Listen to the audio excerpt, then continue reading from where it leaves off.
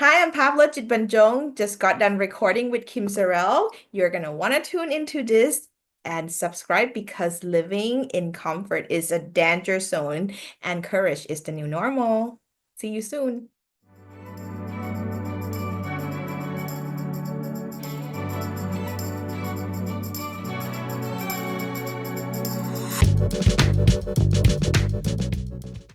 Welcome to the show. I am so happy that you're here. You're going to be so happy that you're here. I am Kim Sorrelle, and I'm a speaker.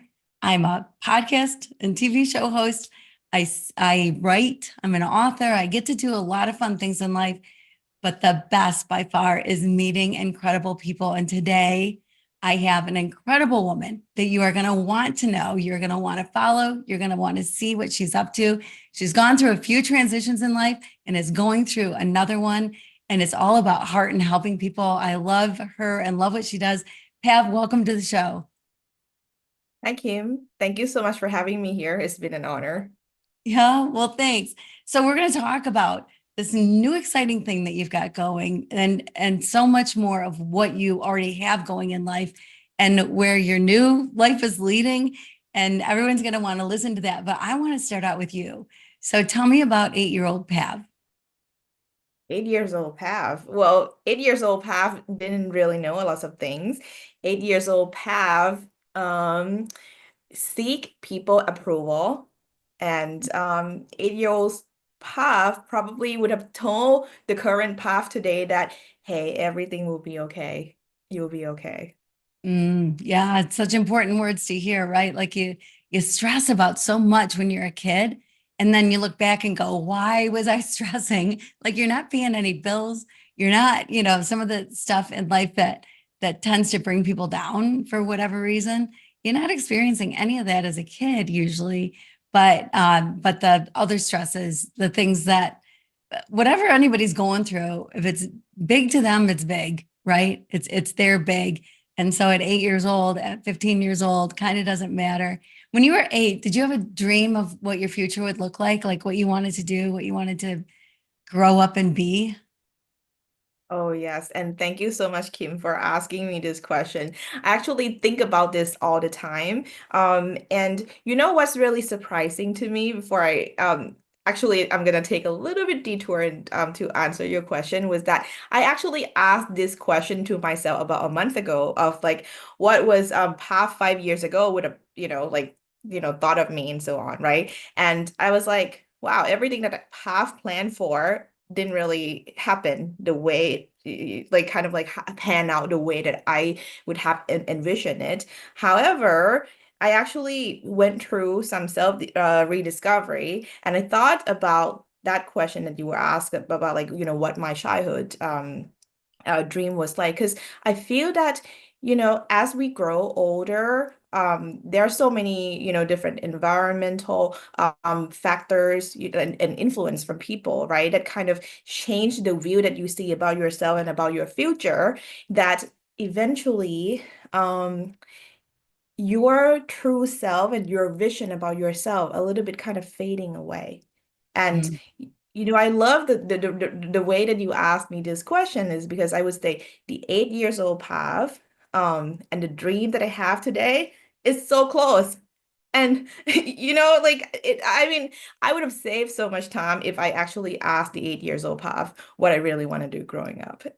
Oh, that's so funny. That's so funny. I've heard that when you're wondering what it is you're supposed to be doing, want to be doing, what you're passionate about, because you get so lost along the way, or it's easy to, because you take this detour because it seems like a good opportunity, or you head this way, or you marry this person, or you make this friend, whatever it is.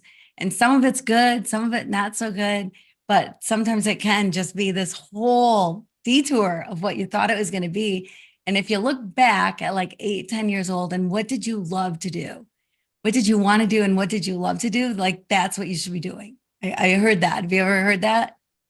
Exactly. That's like you really hit the nail on the head, Kim. Yes, totally. I Yeah. think our younger self um is so much wiser than we give the credit to. So totally I agree. Yeah. Yeah. Okay. So what is it that you wanted to do and what are you going to be doing? What did well, okay.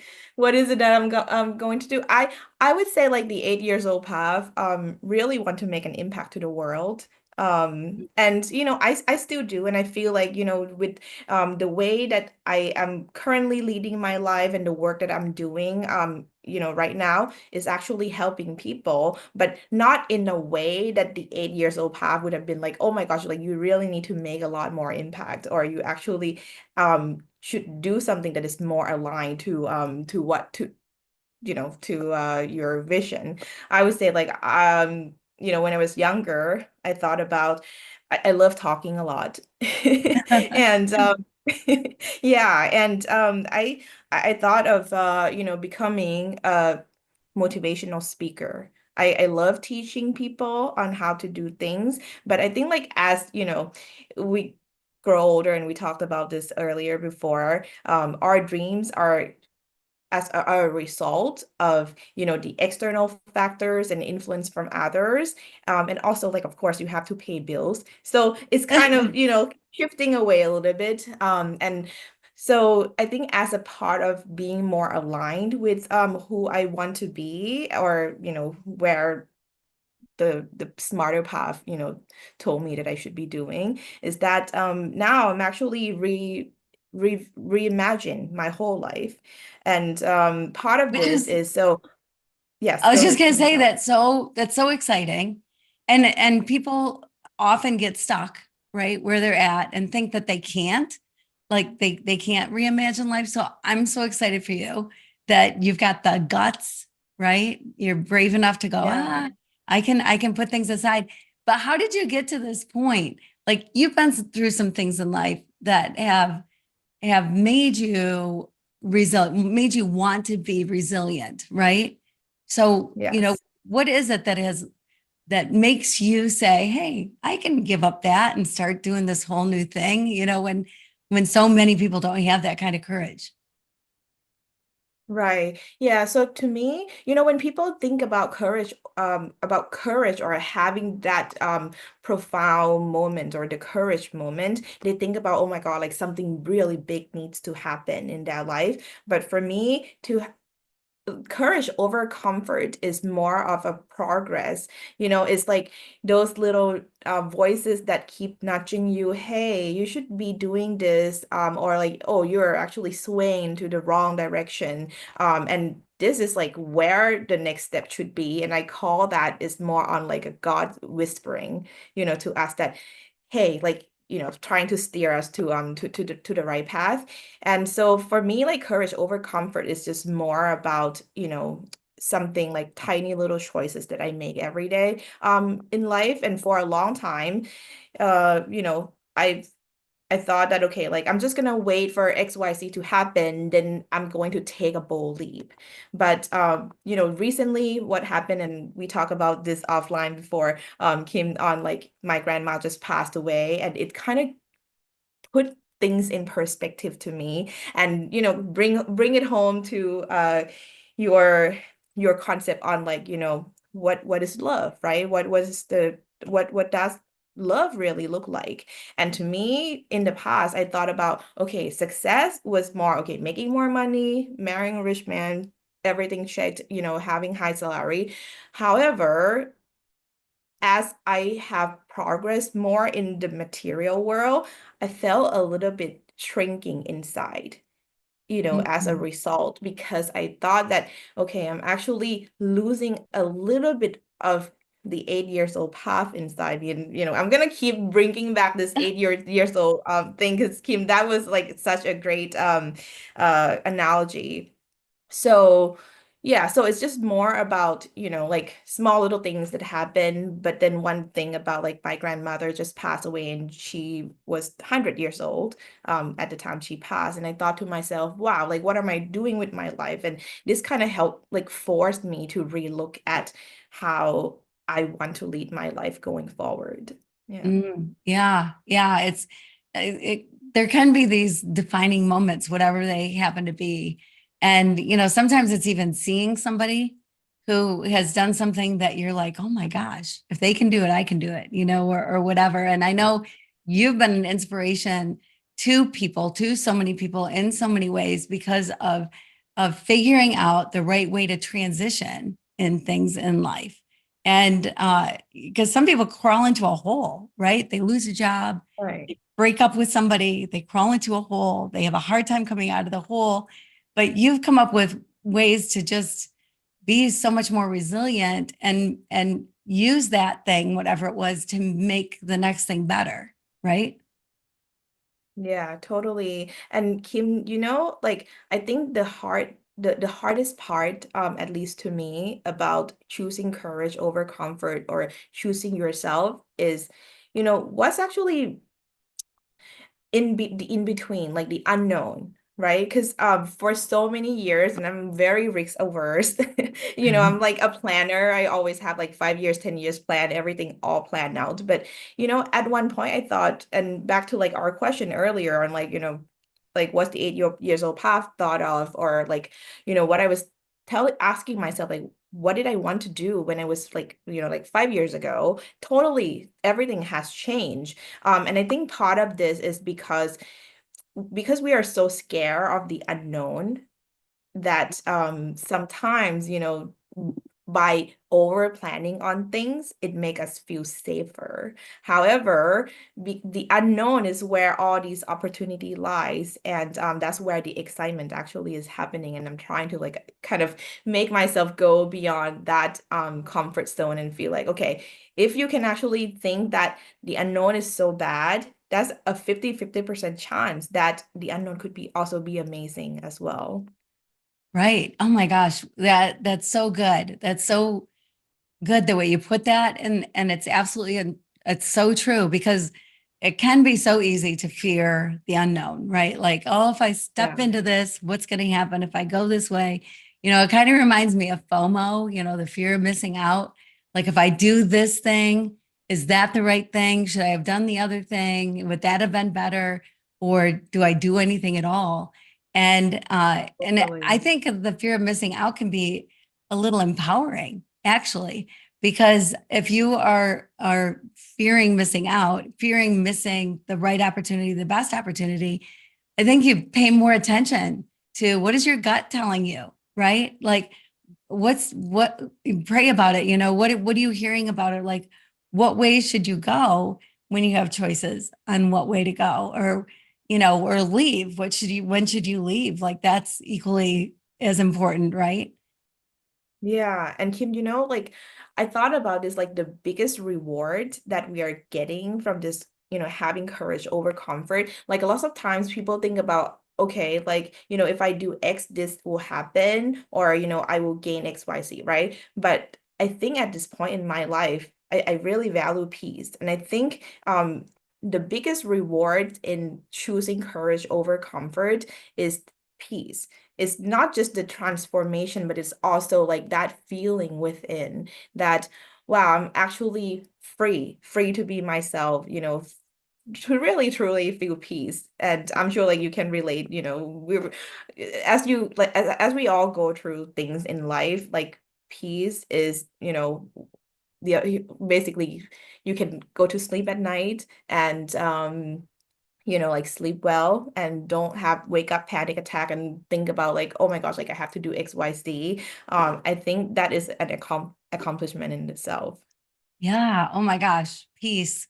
What a beautiful word and what a beautiful thing to strive for, right? So my generation, we grew up, I grew up, and others too, being taught that just work hard, and it's like long hours were rewarded and stress was kind of rewarded. Like you wanted to be the first one in the office and the last one to leave and take work home with you and that's what's going to get you ahead and now at my age I look at things a lot differently than that and I see like my kids who are a whole different generation like that is not their driving force. Like do you see a Mhm. shift in that or do you see people who are still in this got to work more and more and more instead of working right and having and achieving that peace that you're talking about? Yeah, totally. And I think, and once what's funny was I was actually asking my relatives today about the exact same question. And I think it comes down to, at least in my opinion, to like say, okay, we have all these different generation, right? And sometimes, we call it generation gap, like, Gen Alpha, Gen Z, Millennial, baby boomers, Gen X. Basically, people call, like the aspiration, or gap between each different generation as something that is like such a disconnection. However, to me, the way I view is that our our generation is so lucky, and the Gen Alpha people, kids are gonna be even more luckier. And the reason is because, in the past, the baby boomer or Gen X, actually helped pave the way. There's like so much suffering in this world, but we have progressed so much. Like think about, in the past, like 100 years ago, we didn't even have electricity. Now we count that, as necessity in life because of all the sufferings or all the elevation or ascension that each generation has like done to elevate our humanity. So now that, Gen Alpha or Millennial or Gen Z can actually finally get the chance to not just live to or work to survive, but we can actually, be able to like think through, okay, like what do we really want to do, especially in the age of AI now, right? That like who would have thought that now you can like get paid to be fully yourself, to do what you truly want because of, what has been paved the way in the past, by different generations. Oh my gosh. I have never heard it articulated that way. And I love that. I love that. You said a couple things there that I'm like, oh my gosh, Pav, you're so good. This is why I love you. Um, One of the things that you said is that about paving the way. It's absolutely true. You know, people can choose to look at the doom and gloom or look at the opportunity. And we are in a different age with the age of AI, which some people fear. And it's not something to be feared, it's something to be excited for. Like, I don't know if you ever saw the Jetsons cartoons, but they had a robot maid. I want that robot maid, like that would be fine with me to not vacuum. And it does, there's so much about AI that does free you up to be creative. It frees you up to live in, like you talking about wanting to be a speaker, which of course, yeah, everybody should hire you to be a speaker. And living in that, communicators and people that live in their imagination, they're the highest paid people in the world. There is no cap on how much money you can make if you are truly living in your imagination and or are a communicator, like a speaker, delivering a message. And yes, you can't do it. You couldn't do it before without electricity and without planes and without cars and without, the road systems and so many things that generations before me, my generation, have put into place that makes it so you don't have to just do the daily grind. Do what you love, do what your heart is telling you to do, because kind of anything can be monetized. Would you agree with that? Totally, Kim, totally. I really truly firmly believe that you can actually get paid to be fully yourself. And we are in the best time, I would say, like in all the generations. Because I mean, yeah, when you talk to like Gen Alpha or Gen Z, it's like, oh, but COVID happened, this happened, XYZ happened. Like, okay, World War I, World War II happened like years ago before too. Like every generation always has the, the how do I say that? Like at some point has the, suffering actually happen, right? But to what you were saying before, it's about like the positivity mindset. And it's not just about like, oh, we need to like really like fool ourselves and think that okay, even like all these bad things happen in the world, but the world is nice, or like rainbow and sunshine, everything. No, like we accept that, yeah, the world as is as we know it, has changed a lot, and bad things really happen to even like good people. But to what you said before, like the way that we react to it actually change the whole perspective and how things will pan out in the future, and not just for ourselves, but the future generations as well. Yeah, absolutely. Absolutely. And yeah, the stuff will always happen. I mean, it's unfortunate. Like it would be great if we lived in a world where everybody just loved each other and everyone was just at peace. Like that would be so wonderful. And hopefully you and I can together make a world like that for everybody else. That would be so great. But sometimes it's the dwelling on it, or now because there's 24-hour news, like news segments need to be filled with whatever they fill them with, and there's slants and there's whatever. And man, people that I know that have plopped themselves in front of Fox News or MSNBC or CNN, whatever, are some of the most depressed people I know, and some of the hardest people to be around. Like, I don't want to hear about, I know there's stuff going on, but there's a lot of stuff beyond my control. So Right. knowing about it doesn't change things in my life, except maybe bring me down, right? The things that I Totally. can change, the things that I want to know about. But I also think, there's so many things that I don't, and just bring you down. So how do you stay positive? What are your tricks for staying positive? That is such a good question. I think like to what you just said before, and this I've heard from so many people, once you stop watching news, your positivity level actually elevates, just like Yeah, what you said. Because there is just so many bad things going on in the world. And it's not about like being ignorant to like, okay, like don't know anything's going on, like when the stock market tanking like say 2,000 points. Of course, like we should all be aware of that or whatever is going on in the world. But I think like for me, so a few things. One is meditation. Meditation really helps not just kind of, bring peace, the inner peace, which is we talk about like that is so important. If you don't have inner peace, you literally like have nothing. You can't really sleep at night. So meditation really help. And then the second one is that I kind of along the line of talking about how we choose not to consume too much of the negative news is also like the same thing with like media. I don't really watch TV anymore. I feel that a lot of, things coming from like say Hollywood, or even songs, that sometimes don't really have good meanings to it. So I try to avoid some of those at all costs. Yeah, so that yeah, really helped. And of course, surrounding myself with positive people, people that actually inspire me and makes me want to be a better person. right. Oh my gosh, that's a big thing, right? I mean, they say that you are sort of the accumulation of the five people you hang out with the most. And so, it's not a Exactly. bad idea once in a while to kind of look and go, who am I hanging out with? And are they making me a better person, or are they bringing me down? And sometimes you need to just walk away from people if they're bringing you down, and you don't want to be down, right? You want to be in a Yeah, different place. exactly. Yeah, it's okay to do that. So I love, love, love. I love courage over comfort. I love that. I think that that can be misunderstood. Like everybody, wants to be comfortable, but comfort can be stifling,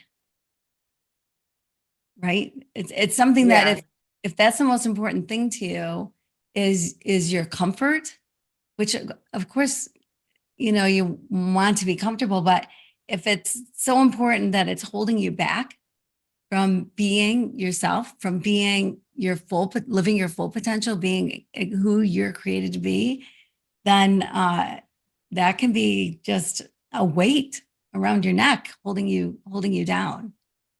Yeah, totally, Kim. And I ponder about this all the time. And especially I think like these day and age, so many people stay in like say, for example, toxic relationship or toxic job just because, they feel like, oh my gosh, like this is the time that I feel a little bit weak inside. And like you don't even know where to start, right? And but because they were told that choosing themselves is could be like selfish or it could feel unsafe.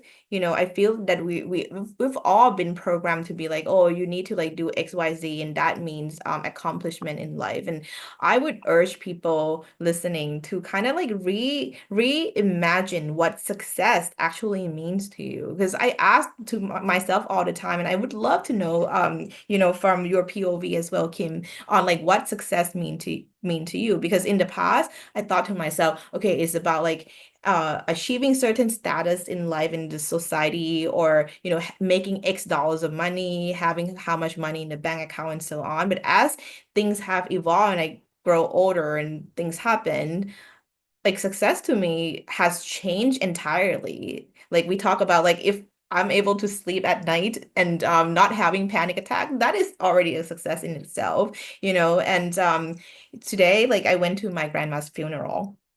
There were about gosh, like 40 people, 40 of my relatives there. And I was talking to like one of the guests, and they're like, your grandma, even though she was just an ordinary woman, she was a housewife.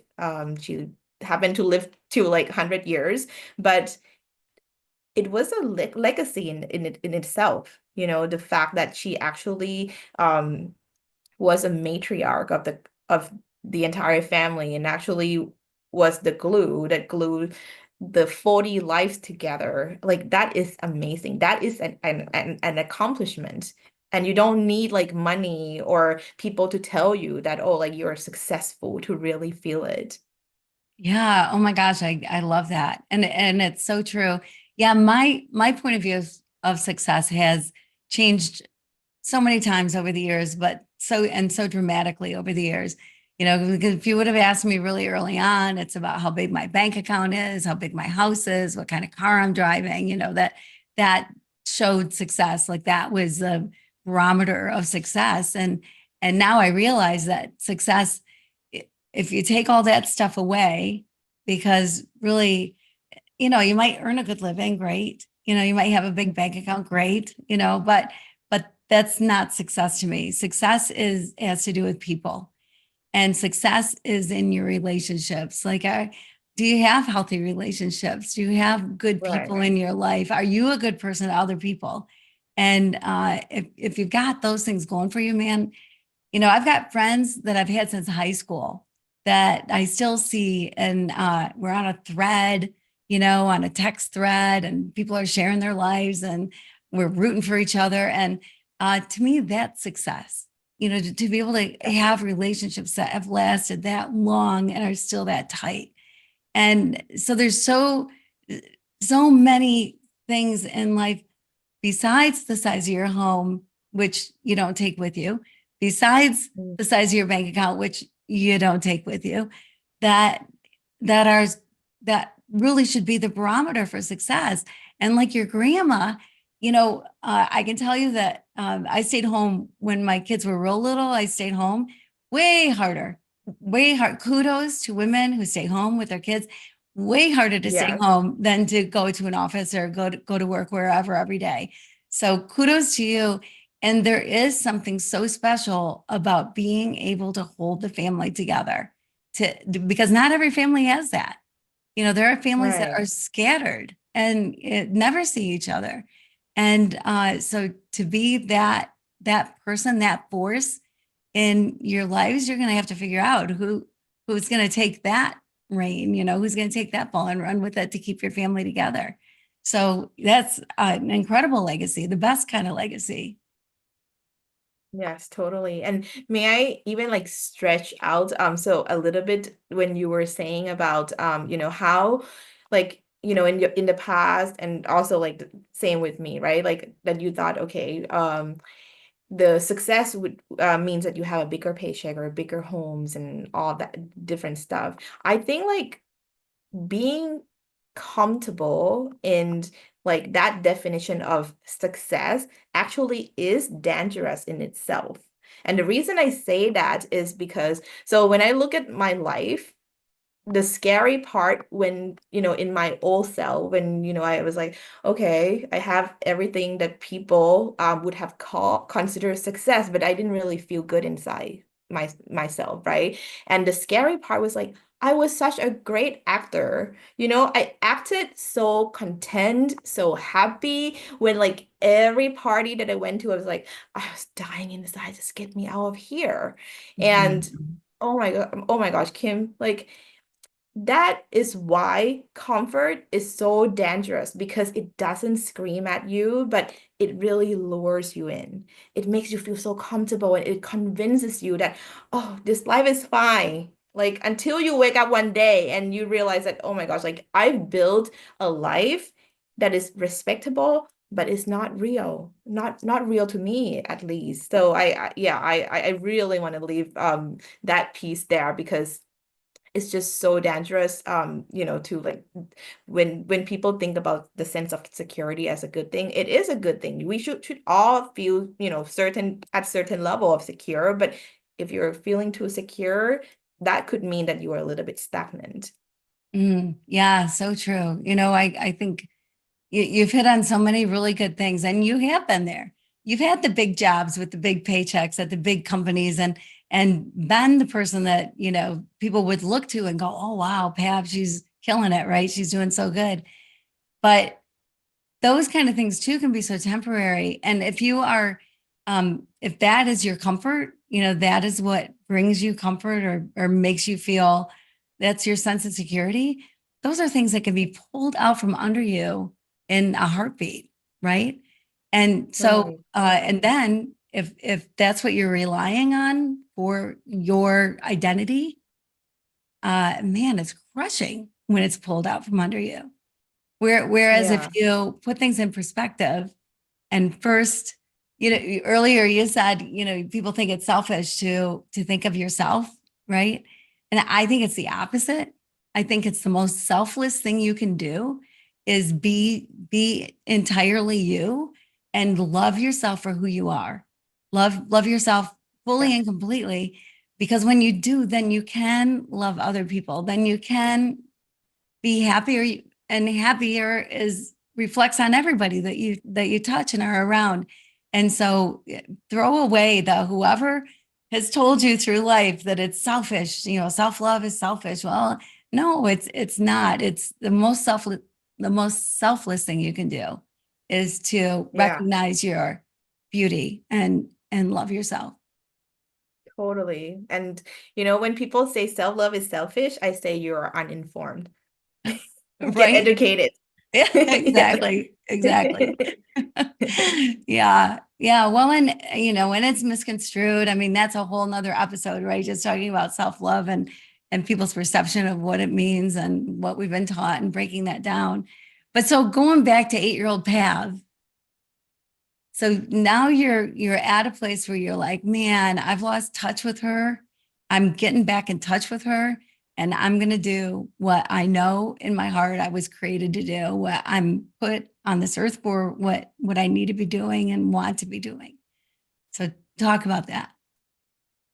Mhm. Oh my gosh, that's such a great question. I think about it, but I haven't really tried to articulate this publicly. So I'm gonna try this. Oh, I'm so sorry.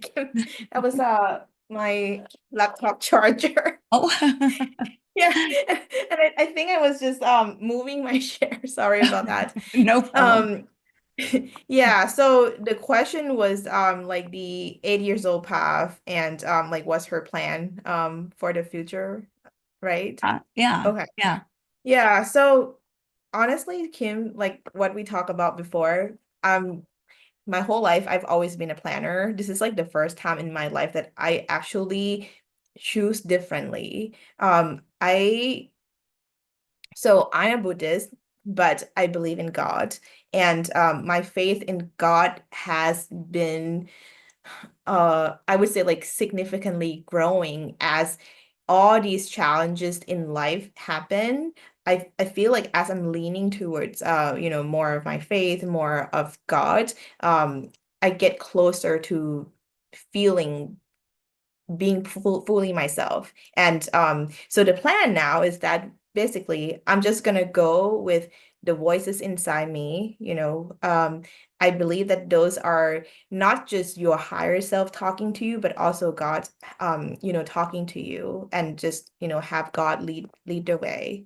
Yes. Mm. Yeah, that's beautiful. And yeah, yeah. And what would you say to people? Like there's people that think that you don't really hear from God. I believe completely the opposite. I think that, I think about that.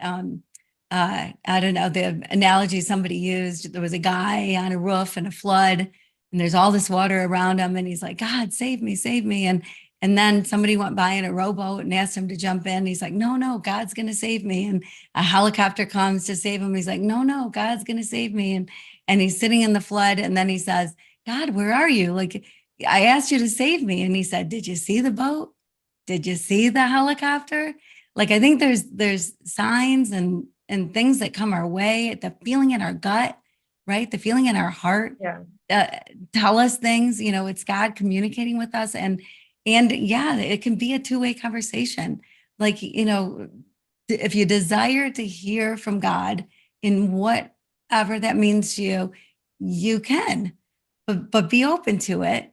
And Yeah. then, it's a different life when you listen, because often you end up maybe in the same place, but you've gone in such a made such wide turns that you could have gotten somewhere so much more direct and easier and happier. And so yeah, so I love uh that you listen, like that you want to know what God wants for you and that you are paying attention to that. That's so cool.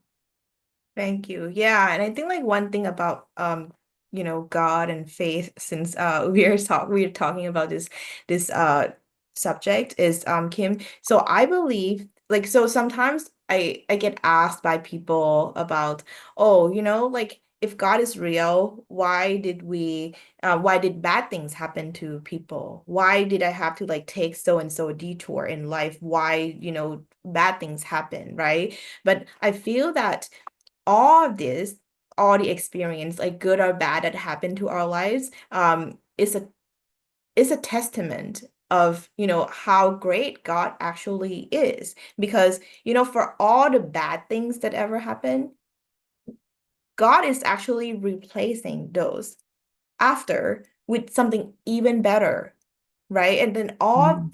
the experiences is what shape us who we are today.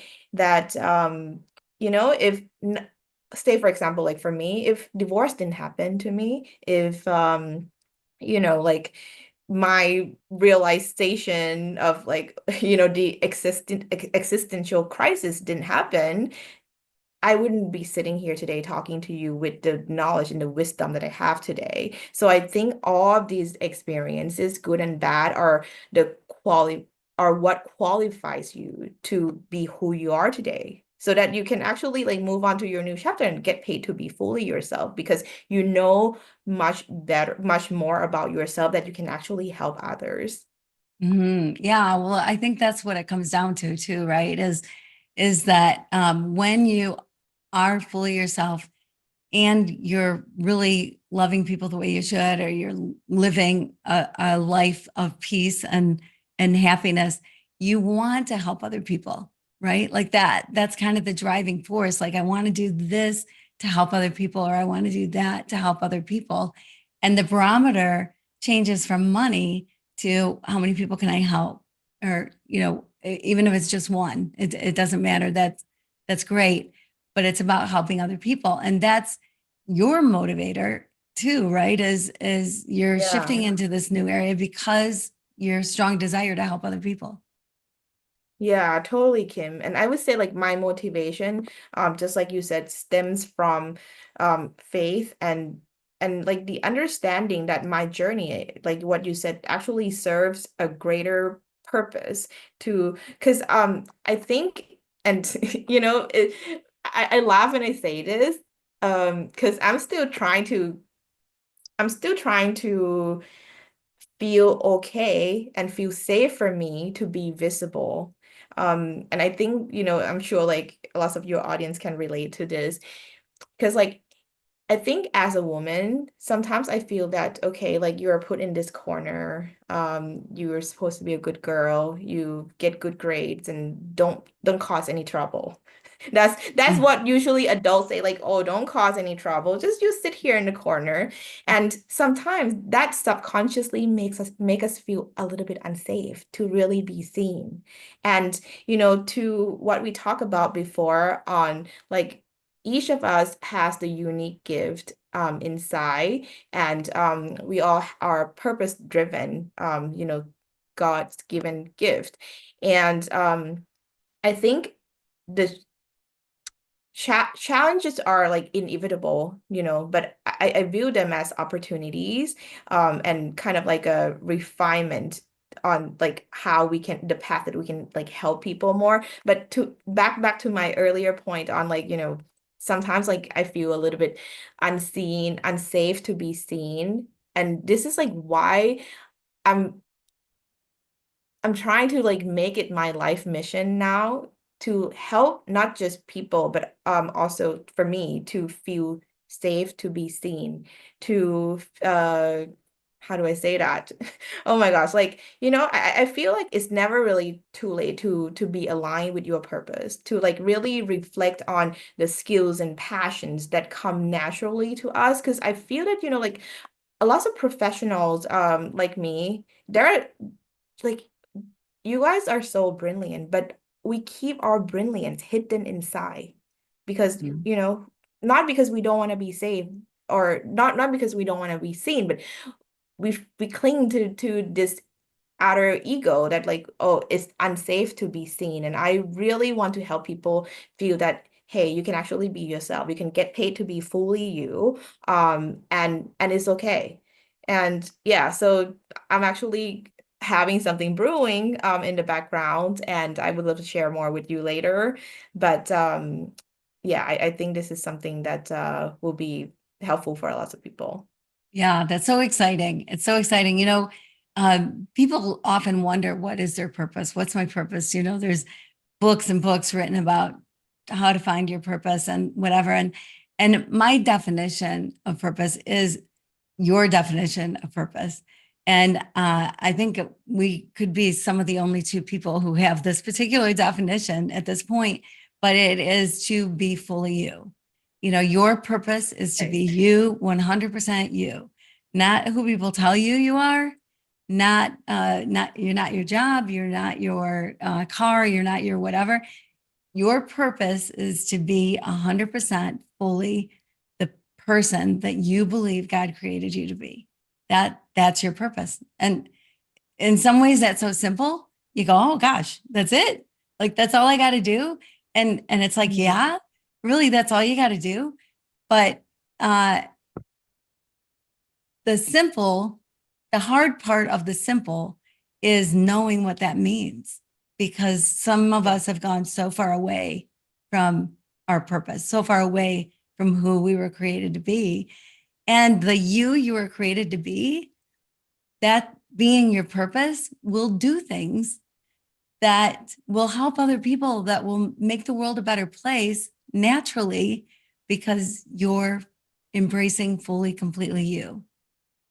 You agree? exactly. And Yeah. Kim, yeah, totally. And I would even stretch even further that God wants you to be famous because and the reason I say that is because, back to what we were talking about, that there's always an audience somewhere that is looking to hear your particular message or to leverage your particular gift to really help them elevate.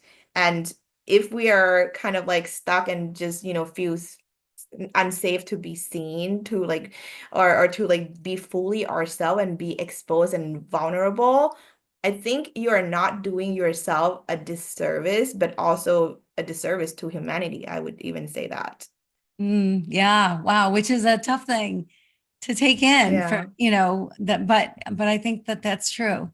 I think that that's true. I think it can be so easy to go your whole life just in your comfort and not figuring out really who you are. And when you do, life changes, and everything you do, it can be so much fun. Like I have so much fun every single day. I do what I want to do. I do what I love every day, every day. So I get up in the morning and go, wow, this is another great day. And I think that when you live fully, completely you can do that. That's like a Yes. natural thing to have happen. Yes, totally. Totally. I totally agree with you. Yeah. So, okay, so I want to know, you went through a divorce, and I'm so sorry about that because that's a really difficult thing to go through. And you've had other things in your life. And sometimes the things that we go through in life, certainly those are the things that are the opportunities to make us stronger, and opportunities to be able to help other people because now we can relate because we've gone through it. So now we know so much more how it feels to go through it and help other people who are going through whatever it is. Has your definition of love shifted in the years, going through the things you've gone through and the transitions? Or do you think you had love nailed and it's just been the same all these years? Kim, I love you what you were asking me, and I totally expecting this, especially like watching your show. So I think totally like my definition of love has evolved, I would say like dramatically over time when I was younger, and I'm just gonna be honest here. I used to be a gold digger, Kim. Basically, what I meant was, when I was younger, I felt like I lacked this self-confidence that I never really thought that I would be able to fend for myself, by myself and build a life that I really want, a life of comfort. Well, again, like we talk about like how comfort is bad, which can be good, but also bad. But I lack the belief that I was able to like be that greatness just by myself. So I always in my head programmed on the thought that I need to find a rich man, get married to a rich husband in order for me to like really elevate myself. And that really did a lot of damage, over time. So like back then, my definition of love was, oh, somebody who could provide to me, right? Somebody who more like external thing, looking outwardly on what I want from love, or what I want from the person to give me stuff. Or, that's my definition of love. Like the more the merrier. If you give me more, then that means that you love me more. But now my definition of love is just more about um, telling the truth with grace. I think like the ability to be vulnerable and be able to tell your truth with grace, and showing up to be yourself, to with compassion and courage. It's not just about being kind to yourself, but to me, like love is also about being honest with yourself, even when it's hard, and still tell yourself that, be able to say that it's okay. It's okay. Like, like I tell myself all the time, like, hey, Pav, it's okay that you feel things the way you feel. It's okay that you do things the way you do, or whatever decision that you made or the mistakes that you make. So my definition of love evolved over time from like looking outwardly on what I think I wanted from other people, that I really want to get love from others, into, the love that I have to myself within, and be able to accept and own my own truth. Yeah, Mm, so, wow, and I I would love love to that. hear about your definition of love too. Yeah, well, I love what you said. I mean, that's beautiful. And I love that you're at that point, that you recognize this is where I was and this is where I am. And you're liking the today Pav more than the life that you were living. And The gold hopefully digger we path. all do that, right? We all, right, exactly. Yeah. But hopefully we all do that. We all evolve and change and give each other the grace to evolve and change as we want the grace to evolve and change. And so my definition of love is so often you think of love as an emotion or a feeling. And I don't believe that that's true. And you watch a scary movie at night, and I don't know if Yes. this has ever happened to you, Pat, but you watch a scary movie and then you go to bed and you hear every bump, every creak, every whatever, and you're scared because you watched the scary movie, right? Well, the next night it's better because that is an emotion. Fear is a feeling, an emotion, but you don't live in it. You don't live in fear. Right. Love never goes away. Love is walking, talking, living, breathing, giving. It is who you are. Love is who you are. You know, in John, it says that God is love, not that God loves, but that God is love. And we're created in his image. So if we're created in his image and God is love, that means we are love. And then how you decide to walk it, talk it, live it, breathe it is entirely up to you. And, so often, we think that we have to give love to get love, or we have an expectation of how love is going to come back to us, that we're told it's a two-way street. I don't know if you've ever heard that, love's a two-way street, Right. or love is 50-50, 100-100, whatever it is. But none of that is true. In fact, those things, when you start to think of love as a transaction, I give, so I get. I give you money, you give me a pair of jeans, right? I give you love, you give me love. Then it's no longer love. Then you're after something, and that is not love. Love just loves, period. Love is who you are, how you walk it, talk it, right? Because you don't control anybody else. You have zero control over anybody else. And as much as we think we want to, when we bring a baby home from the hospital, we've got total control. We decide when the baby eats, when the baby sleeps, when the baby takes a bath. But then 6, 7, 8 months later, their pots and pans are banging, your Tupperware's all over the kitchen floor. You've lost all control and you never get it back again. So if you're trying to control love the way it comes back to you, expectations, love has no expectations. But if you have expectations on how love is going to come back to you, then you're setting yourself up for disaster. So that's what Exactly. love is to me. It's all encompassing, all embodying, and it's you are love.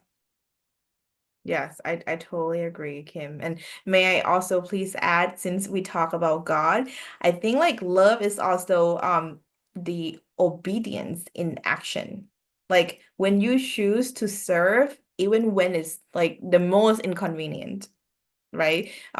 It's the quiet yes when no one is watching. And the bold no, when the world expects you to like shrink inside or like do certain things. Like you said, love is forever. Love is the only thing that's real. Love is how God really moves through us. I really love how you kind of package this up together because this is so true. Yeah, and I think like especially in the world where we value so much of material things, like we don't really emphasize or value much on love, and we take things for granted, like things like family or like togetherness, time together with our loved ones, and yeah, I that is just so important to like really keep in mind. Yeah, because at the end of the day, we only have ourselves, we have our relationship with God, and then you're the average of the 5 people that you are close to. So love is really what bonds us together. Yeah. Yeah, absolutely. And with all the screens and people worried about screen time with their kids, or people worried about screen time with themselves, or whatever it is on the screen, this is one thing. We're connecting because we're talking, but so often on a screen you're just watching, and there can be some fun. There is some fun stuff to watch, but if you're watching instead of connecting with a human being, you're losing out. You're losing out because relationships and people are the most important thing in the world. People are the most important thing. Your relationships with people, that's your number one thing. And they don't get better if you're just watching TV all the time, or YouTube, or I don't know what, Facebook reels, whatever it is. it gets better when you connect, when you're actually with the person talking. And so I encourage everybody, just call somebody today. Who haven't you talked to in a while? Give them a call and say, "Hey, I miss you. Like, let's get together," and make sure that human connection is a priority in your life, because that's what's going to help you sleep better at night, right? That's Yes, where your totally. peace comes from, is your relationship with God, like you said, and yourself, and with others. Yeah, and especially in the world of AI, I think we touched on a little bit earlier.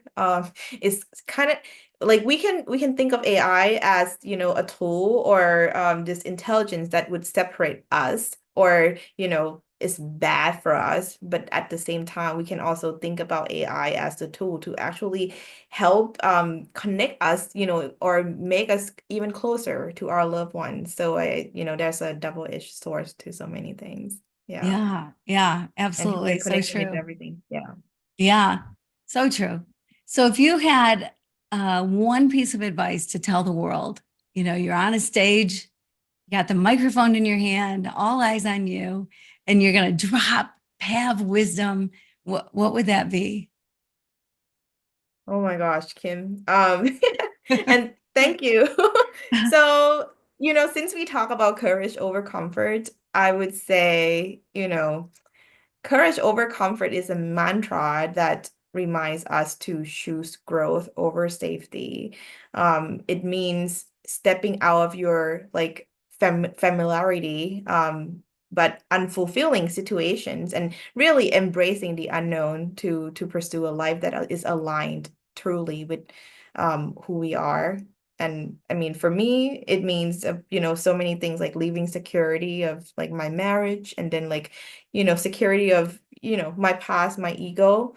And for others, it could mean just by speaking the truth, or like starting a new venture or just even something so small as setting boundaries. So it doesn't have to be like a big grand gesture action. It's about making choices that would honor our purpose every day, even when it's uncomfortable a little bit. Yeah, yeah. Wow, great advice. That's really great advice. And so hopefully people will take that to heart, because it's so true. Everything that you said, you hear the term comfort zone, right? Get out of your comfort zone. And that's plays into exactly what you're talking about. When you step out of your comfort zone, that's when things happen. That's when wonderful things happen. So, yeah. So be bold, be brave, be courageous, be yourself, right? Yes, totally. Yeah. Be a little bit safe, but not too safe. Right. Make sure there's food on the table, whatever, shelter, the things that you need. But yeah, but don't be afraid. Don't let fear play a role in your life. And I think that's awesome. Your advice is so awesome, and what you've had to say today. So, Pav, tell me, how can people reach out to you? How can they connect with you? Yes. So you can connect to me two ways. One is to my website, pathness.com is launching in 2 weeks. And in there will be like a bunch of resources to help you elevate your personal brand. So like in the past, for the past like 20 plus years, I have helped so many like billion dollars brands, right? To like really build and grow and scale. And I think we don't really apply some of the goodness that we've learned from, all the things we do in B2B to ourselves. So that's what I'm gonna be posting a lot of resources and it's free. So hopefully that will be helpful for people so that we can all get paid to be fully ourselves. And of course, my TikTok channel, Moments of Reset. Oh, I love And it. thank you I so much love for it. asking, Kim. Yeah, yeah. Well, thank you so much for being here. Thank you for taking the time. And here it is, your grandma's funeral and your recording in your childhood bedroom, which I think is awesome. I love that. A lot of people don't even have a childhood bedroom anymore. So how cool that that's where you get to be, and that's where I get to talk to you. Like I love that. Just love that. And Thank you. I just thank you for everything. You've shared a lot today and a lot of wisdom. And I know that life is just getting better and better and better for you all the time. And I can't wait to see what happens in your life and where you go. And so Thank you thank so you. much. Yeah, absolutely. Thank you so much for joining us. Thank you for being here. And my parting words of wisdom are this: keep your heart open and live your love loud.